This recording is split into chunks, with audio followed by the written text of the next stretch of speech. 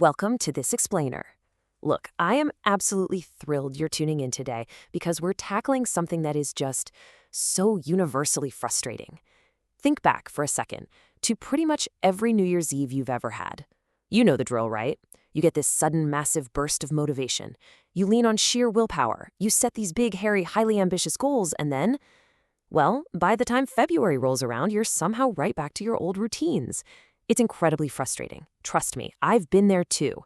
And that is exactly why the core concepts from James Clear's Atomic Habits are just such a game changer. It's not just another generic self-help message yelling at you to simply be better. So take a moment and reflect on your own failed goals. Why exactly do our resolutions fail so predictably? Well, James Clear points out something incredibly profound here. Yelling at yourself to somehow fix your life using nothing but sheer willpower, it's just the completely wrong approach. You literally do not need another motivational lecture. What you actually need is a system. A tiny, daily, almost painfully boring system that completely rewires how you go about making a change. Section 1. The Goal-Setting Trap. Okay, let's dive into this and look at our very first major paradigm shift. Most of us are totally conditioned to believe that the key to success is outlining the absolute perfect finish line. Set better, clear goals, right? But this explainer argues that goals are actually vastly overrated. Fixating on outcomes and just staring down that finish line doesn't magically get you across it. Instead, you've got to fall in love with the daily, repetitive, sometimes boring grind of a system. This is Clear's absolute core thesis, and honestly, if you take literally nothing else away from this whole thing today, please remember this. We do not rise to the level of our goals, we fall to the level of our systems. Section 2. Systems, Math, and Identity. To really grasp why systems beat goals every single time, we need to look at the cold, hard math behind them, as well as the deep psychological mindset shift required to actually make these daily actions work for you. Just look at the sheer power of the math here. It's what we call the aggregation of marginal gains. Imagine you decide to improve by just 1 single percent every day. 1%. That doesn't sound like anything, right? But do that for a year, and you aren't just a little bit better. You are 37 times better, not 365%, 3,700% better. It's wild, and it happens because habits essentially act as compound interest for your everyday behavior. But here's the catch. The math only works if you actually stick with it. And to do that, you have to fundamentally shift how you view yourself. Saying I want to run a marathon, well, that's completely outcome-based. But shifting that to I am a runner, now that is identity-based. Every single action you take is basically casting a vote for the type of person you want to become. Read 1 page, boom, you're voting that you're a reader. Do 2 tiny push-ups, you're voting that you are someone who works out. It creates this incredibly powerful feedback loop where your habits shape your identity, and then that new identity circles back and shapes your habits. The second you stop saying, oh, I'm just a messy person, and start genuinely believing, I'm someone who keeps things tidy, suddenly that little habit of making your bed actually sticks. Section 3. The 4 Laws. All right, we've got the math, we've got the mindset, but how do we actually build the habit? We break it down into a structured cycle. Every single habit you have follows this exact structured 4-step cycle: cue, craving, response, and reward. So to build a good habit, you just follow 4 simple laws attached to these steps. First, make the cue obvious. Don't shove your running shoes into the back of your closet, put them literally right next to your bed. Second, make the craving attractive. Use temptation bundling. Tell yourself, okay, I can only listen to my favorite podcast while I'm actually on the treadmill.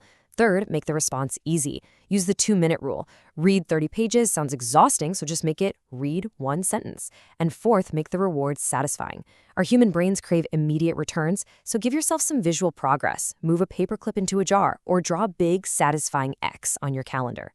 And this is where it gets brilliant because it perfectly illustrates the flip side, how to completely kill the bad habits that are dragging you down. You just take those exact same 4 laws and invert them. Want to stop mindlessly scrolling at night? Make the habit invisible. Leave your phone in the kitchen. Make it unattractive by pausing and asking, what is this 5-second dopamine hit actually doing for me? Make it difficult by cranking up the friction. Log out of your apps every time. Or, as the source playfully suggests, actually wrap your credit card in a bag of water and freeze it in a block of ice to stop impulse buys. Seriously. Finally, make it unsatisfying. Get an accountability partner. Bet a friend $5 every time you skip the gym. Because let's be real, immediate pain changes behavior significantly faster than pure logic ever will. Section 4. Designing your environment. We've talked a lot about systems, but what if you could bypass the need for willpower entirely? Let's talk about the cheat codes of behavior change. Check this out. In one study, researchers didn't lecture people on eating healthier. They literally just moved the water bottles to the front of the cafeteria fridge and shoved the sodas down to the bottom shelf. That tiny, simple environmental tweak, it increased water consumption by 25%. I want you to literally look around your room or your desk right now. If your guitar is zipped up in a case in the closet, you're not going to play it. Put it on a stand right next to your chair. If the junk food is front and center in the pantry, hide it behind a box of oats. You really do not need more motivation. You just need to stop fighting your own brain and design your environment for the lazy, tired, distracted version of yourself. And it's not just your physical space, you can design your schedule too, using a trick called habit stacking. The formula is beautifully simple. After I do my current habit, I will do my new habit. Your brain is already running on autopilot for so many daily routines, right? You never forget to brush your teeth, so piggyback on that existing trigger. Tell yourself, after I pour my morning coffee, I will write down my top 3 tasks for the day. Or after I brush my teeth, I'll name one thing I'm grateful for. By directly linking a brand new behavior to an established autopilot trigger, you ensure that you literally never forget to do it. Section 5, the latent potential plateau. Okay, real talk time. We have to set some expectations here, because even armed with all these tools, you're going to hit what's called the valley of disappointment. This vivid timeline of an ice cube melting completely changes how you need to view progress. Imagine you're standing in a freezing room. At 25 degrees, the ice cube just sits there. At 28 degrees, still ice. Hit 31 degrees, and absolutely nothing has visually changed. But then, 32 degrees, it melts. To the outside world, that single 1-degree shift looks like an overnight success, a sudden transformation. But you know the truth, right?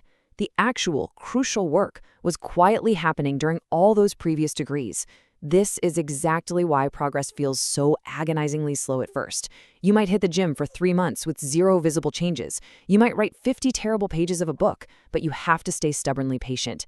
That breakthrough, it is always just one more good habit away.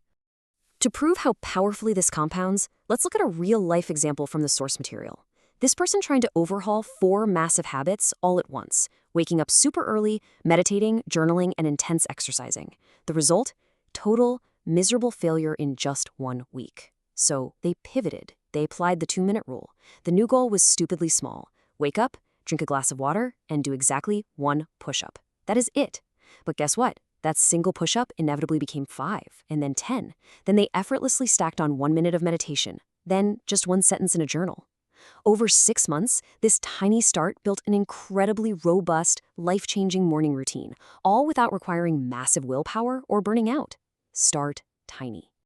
Which really brings us to the ultimate definition of an atomic habit. Look, it isn't some magic spell. It's not going to instantly flip a switch in your brain and solve all your problems tomorrow. It is simply a tiny, daily, almost boring system. But it is that exact smallness that completely rewires how you go about change. Because ultimately, you only ever need one tiny system to seamlessly pull you right into the next one. I want to leave you with this provocative thought. What system will you fall to today? Remember our crucial takeaway here. You do not rise to the level of your goals. You fall to the level of your systems. This explainer has honestly just been the appetizer. There is so much more to discover about picking the exact right habits for your unique personality, or how to bounce back when you mess up a streak. I highly, highly encourage you to check out the full book, Atomic Habits, for even more of these ridiculously practical strategies. Thank you so much for hanging out with me today. Now, go make your bed and make it obvious.